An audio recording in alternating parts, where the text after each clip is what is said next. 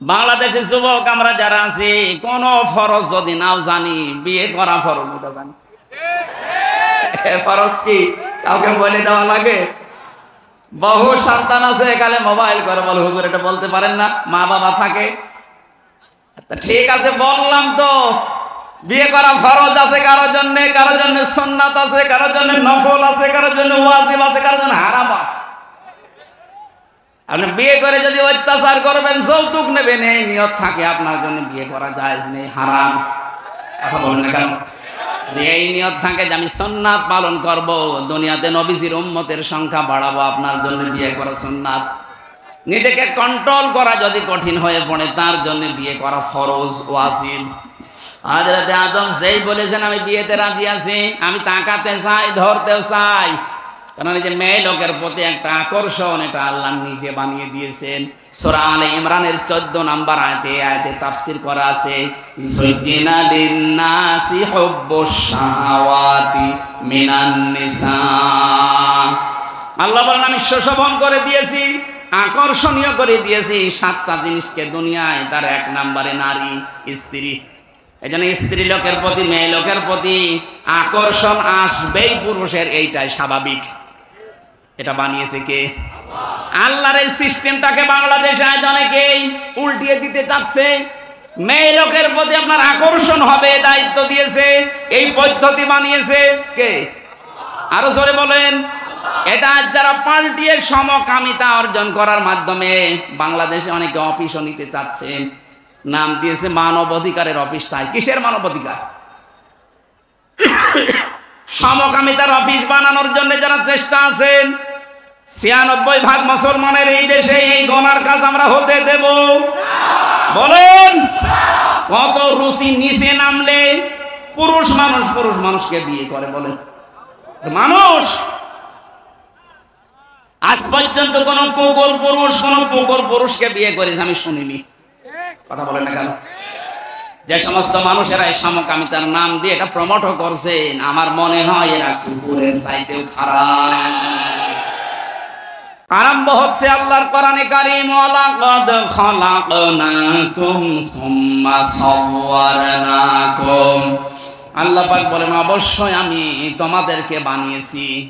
বলেন তো আমাদের বানিয়েছেন কে? সুম্মা সাওয়ারনাকুম, অথবা তোমাদের আকৃতি দিয়েছি আমি আল্লাহ। আয়াত নিয়ে গবেষণা চালিয়েছে। আল্লাহ আমাদেরকে বানিয়েছে, সর্বপ্রথম তিনি ফেরেশতাদেরকে বলেছিলেন মাটি নিয়ে আসো। জিবরাইল, মিকাইল, ইসরাফিল 3 জন এই মাটির কান্না থেকে ফিরে গেছে। এটা ফি জিলালিল কোরআনে পাবেন। শেষে হযরতে আজরাইল এসে এক খামসা মাটি নিয়েছিল। মুফাসসির লিখেছেন মাটি কন্দন করেছিল। তো আজরাইল বলেছে না, যারা ফিরে গেছে আমি তাদের মতো না। আল্লাহর আদেশ, তুমি যতই কান্নাকাটি করো আমি দুনিয়াতে থেকে নিয়ে যাবই। এক খামসা নিয়েছেন, 40 মণ মাটি ছিল এক খামসার ভেতরে। ফেরেশতাদেরকে আল্লাহ এই যে বডি স্ট্রাকচার যেটা এটা তৈরি করলেন, বডি স্ট্রাকচার তৈরি করতে 40 মণ মাটি দিয়ে 36 হাত মোটা, 60 হাত লম্বা, তার মানে 120 হাত 60 গজ। এটা বিশাল দেহ পড়ে আছে। আল্লাহ পাক বলেন আমি নিজে তখন তার আকৃতি বানালাম। এই যে সব্বার না, এই সুরত বানানোর দায়িত্ব আল্লাহ ফেরেশতাদেরকে দেয়নি। লাকাদ খালাকনাল ইনসানা ফি আহসানি তাকওয়িম। মানুষের এই যে আকৃতি যেটা বলা হয়, এটা শুধুমাত্র আল্লাহ নিজের হাত দিয়ে বানিয়েছেন। সুবহানাল্লাহ বলতে পারবেন? পৃথিবীর যত সৃষ্টি আছে, এই জন্য সবচাইতে সুন্দর সৃষ্টি মানুষের এই মুখ। মেয়েরা আছে, অনেক মেয়েরা আছে, না বুঝে অনেকে ছেলে মেয়েকে গালি দেওয়ার সময় বলে তোর মুখে লাথি দেব। না, এলাকায় নেই না, এই পাপ কাজ করা যাবে না। এই মুখটা আল্লাহ নিজে বানিয়েছেন। আল্লাহ পাক বলেন আমি বানালাম কি করে জানো? ফালিয়ানজুরিল ইনসানু মিম্মা খুলিকা মিন মাইন দাফিকিন ইয়াখরুজু মিন বাইনিস সুলবি ওয়াত তারাইব। বলেন আল্লাহু আকবার। মানুষকে নজর করে দেখে না যে কি জিনিস দিয়ে তাকে বানালাম। বাবার স্ফলিঙ্গ দিয়ে দ্রুত গতিতে পানিটা যখন বের হয়ে যায়, ওটা মায়ের রেহেমে যাওয়ার সঙ্গে সঙ্গে 40 দিনে পাল্টাতে থাকে।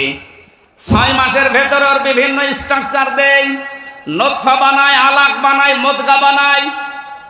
আমি আল্লাহর পরে চামড়া দিয়ে, গোশত দিয়ে, চর্বি দিয়ে এই বডি স্ট্রাকচারটা ঢেকে দিয়ে মুখটা সুন্দর করে আমার নিজের মতো করে বানালাম। বিজ্ঞান এখন প্রমাণ করছে এই নাপাক পানিটা দিয়ে মায়ের পেটের ভেতরে আল্লাহ পাক 4টা জিনিস বাবার এই নাপাক পানি দিয়ে বানায়, চুল, রগ, হাড় আর পর্দা। মায়ের রেহেমের ভেতরে যে নাপাক পানির থলি আছে ওইটা নিয়ে আল্লাহ আরো 4টা জিনিস বানায়, রক্ত, গোশত, চর্বি আর চামড়া। 8টা জিনিস যখন এক হয়ে যায়, আল্লাহ পাক বলেন আমি যে রব নাম নিয়েছি এই কারণে আমার পক্ষ থেকে 5টা জিনিস দান করি।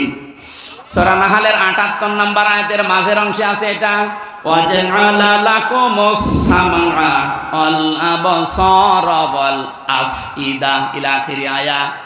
এই যে শ্রবণ শক্তি, দর্শন শক্তি, বাক শক্তি, আকেল শক্তি আর ঘ্রাণ শক্তি, এই 5টা আমি নিজের রব নাম নিয়েছি এই কারণে তোরে দিয়েছি।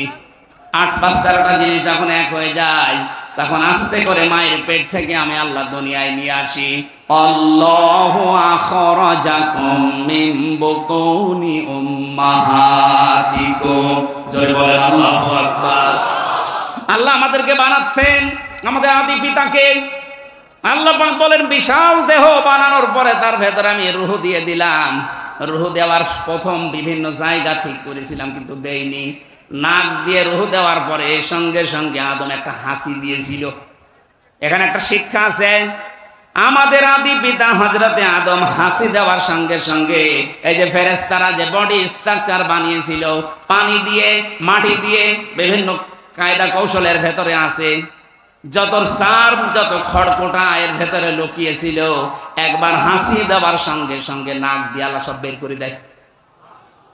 ওই সময় হযরতে আদম একটু স্বস্তি পায়, একটু হালকা লাগে নিজেকে, তখন একটা শুকরিয়া আদায় করে আলহামদুলিল্লাহ। এই শব্দটাই আল্লাহ এত বেশি খুশি হয়েছেন ওই দিন থেকে কিয়ামত পর্যন্ত আদমের সন্তান দুনিয়ায় যারা আসবে ওরা যখন হাসি দেবে, একবার হাসি দিলে 12,000 টাকা খরচ করলে যে জান শরীর থেকে বের করা যায় ওই রকম হাসি দিলে অত টাকার জান বের হয়ে যায়। এই জন্য তখন শুকরিয়া আদায় করা লাগে আলহামদুলিল্লাহ। শব্দটা এত দামি, এটা যে শুনবে তার পাশে যে থাকবে সে বলবে ইয়ারহামুকাল্লাহ। কথা বলছেন না, এটা বলা লাগে না? আপনি আলহামদুলিল্লাহ, আমাদের আদম নবী বলেছিলেন এটা। আল্লাহ পাক এবার ফেরেশতাদেরকে বললেন সুম্মা কুলনা লিল মালাইকা, ফেরেশতাদেরকে বললাম লিআদামা ফাসাজাদু ইল্লা ইবলিস, তোমরা একটু সেজদা দিয়ে সম্মান দেখাও আমার আদমকে। প্রশ্ন আসতে পারে হযরতে আদমকে সেজদা দেওয়া লাগবে কেন? আমি 7টা কারণ পেয়েছি তাফসীরে। 1 নম্বরে হযরতে আদমকে আল্লাহ জ্ঞান দিয়েছিলেন তাই। আবার প্রশ্ন আসতে পারে ফেরেশতাদের জ্ঞান ছিল না? হ্যাঁ ছিল, কিন্তু যতটুকু আল্লাহ দিয়েছেন ওর বাইরে ওনারা 1 পাও নড়তে পারতো না। এজন্য ফেরেশতারা এক বাক্যে জানিয়েছিল ক্বালু সুবহানাকা লা ইলমা লানা ইল্লা মা আল্লামতানা ইন্নাকা আনতাল আলিমুল হাকীম। বলেন আল্লাহু আকবার। হযরত আদম আলাইহিস সালামকে আমি ঘটনা শোনাতে না, শিক্ষা নেওয়ার জন্য বিশাল দেহ পড়েছিল। হযরত আদমকে আল্লাহ শিক্ষা দিয়েছিলেন প্রথমে যে জিনিসের নামগুলো, ওটা আমরা অনেকেই মনে করি আলু, পটল, বেগুন, ঝিঙ্গা, এই না। আল্লাহ ওই দিন যত ন্যায় আছে, যত অন্যায় আছে সব কিছু তার সাথে পরিচয় করে দিয়েছিলেন। এখানে যারা তাফসীর পড়তে পারেন সূরা বাকারার 31 নম্বর আয়াতটা বাড়ি গিয়ে মিলাবেন। ওয়া আল্লামা আদামাল আসমা কুল্লাহা, আল্লাহ পাক নিজে ক্লাস নিয়ে শিখিয়েছেন আদম আলাইহিস সালামকে যত কিছু অন্যায়, যত কিছু ন্যায় সবই একদিনে তার ভেতরে আল্লাহ দিয়ে দিয়েছেন, এক ক্লাসের ভেতরে। সুম্মা আরাদাহুম আলাল মালাইকা, অথবা ফেরেশতাদের সামনে ওনাকে আরজি করলেন, হাজির করার পরে বললেন দেখো তো, বলো দেখি। কারণ ফেরেশতারা ন্যায় অন্যায়ের ওই ভাষাগুলো তখন তো বুঝবে না। ওনাদেরকে আল্লাহ যতটুকু শিখিয়েছেন তার বেশি ওনারা পারে না। আদম আলাইহিস সালামকে ক্লাস নিয়ে আল্লাহ সব আগে জানিয়ে দিয়েছেন। হযরতে আদমকে এবার ডাক দিয়ে বললেন, দেখো আদমকে জিজ্ঞাসা করো যত ন্যায় আছে দুনিয়া শুরু থেকে কিয়ামত পর্যন্ত সব ন্যায় সব অন্যায়ের পরিচয় আমার আদম বলতে পারবে। এই জন্য আমরা আদমের সন্তান হিসাবে লেখাপড়া করি নাই, তারপরও কিন্তু ন্যায় আর অন্যায় বুঝি। কথা বলেন না কেন? এটা ওই যে ক্লাস নিয়েছিল আমাদের আল্লাহ আমাদের আদি পিতা আদম আলাইহিস সালামের, ওই ক্লাসের গুণ আমরা জীবনে লেখাপড়া যদি নাও করি তাও আমরা কোনটা ন্যায় কোনটা অন্যায় আমাদের বিবেক আছে, এটা আমাদের বলে দেবে। হযরত আদম আলাইহিস সালামকে তৈরি করা হয়ে গেল, জান্নাতের ভেতরে তিনি ঘুরতেছেন, সব কিছু আছে জান্নাতে, কিন্তু মনের ভেতর ওনার শান্তি নেই। রব্বুল আলামিন বলেন, আমি আদমের মনের খবর যেহেতু জানি, ওনার বাম পাজর থেকে একটা হাড় বের করে সুন্দর একটা মেয়ে লোক বানিয়ে রাখলাম, নাম দিলাম হাওয়া। হযরতে আদম ঘুম থেকে উঠেই দেখলেন একটা মেয়ে লোক, উনি তাকালেন এবং ধরতে গেলেন। রব্বুল আলামিন বলেন, আদম তাকানো যাবে না, ধরাও যাবে না। হযরতে আদম ওই সময় বলেছিলেন, রব্বুল আলামিন ধরা যাবে তাকানো যাবে, কি করলে আপনি সেই পদ্ধতি বলেন? আল্লাহ ওই সময় বলেছেন বিয়ে করা লাগবে, বলছে আমি রাজি আছি। বিয়ে করা লাগবে রাজি আছি শুনলেই হবে, মহারানা দেওয়া লাগবে, আমার কাছে কিছু নেই, বিয়ে করতে রাজি হয়ে গেলে কি করে? বাংলাদেশের যুবক আমরা যারা আছি কোন ফরজ যদি নাও জানি, বিয়ে করা ফরজ ওটা জানি। ফরজ কি কাউকে বলে দেওয়া লাগে? বহু সন্তান আছে এখানে মোবাইল করে বলে, হুজুর এটা বলতে পারেন না, মা বাবা থাকে। ঠিক আছে বললাম তো, বিয়ে করা ফরজ আছে কারোর জন্য, কারোর জন্য সুন্নাত আছে, কারোর জন্য নফল আছে, কারোর জন্য ওয়াজিব আছে, কারোর জন্য হারাম আছে। আপনি বিয়ে করে যদি অত্যাচার করবেন, যৌতুক নেবেন, এই নিয়ত থাকে আপনার জন্য বিয়ে করা জায়েজ নেই, হারাম। কথা বলেন না কেন? এই নিয়ত থাকে যে আমি সুন্নাত পালন করব, দুনিয়াতে নবীজির উম্মতের সংখ্যা বাড়াবো, আপনার জন্য বিয়ে করা সুন্নাত। নিজেকে কন্ট্রোল করা যদি কঠিন হয়ে পড়ে, তার জন্য বিয়ে করা ফরজ ওয়াজিব। হযরত আদম যেই বলেছেন আমি বিয়েতে রাজি আছি, আমি তাকাতে চাই, ধরতেও চাই, কারণ এই যে মেয়ে লোকের প্রতি একটা আকর্ষণ, এটা আল্লাহ নিজে বানিয়ে দিয়েছেন। সূরা আলে ইমরানের 14 নম্বর আয়াতে তাফসীর করা আছে, যুযিনা লিন-নাসি হুব্বুশ শাহাওয়াতি মিনান নিসা।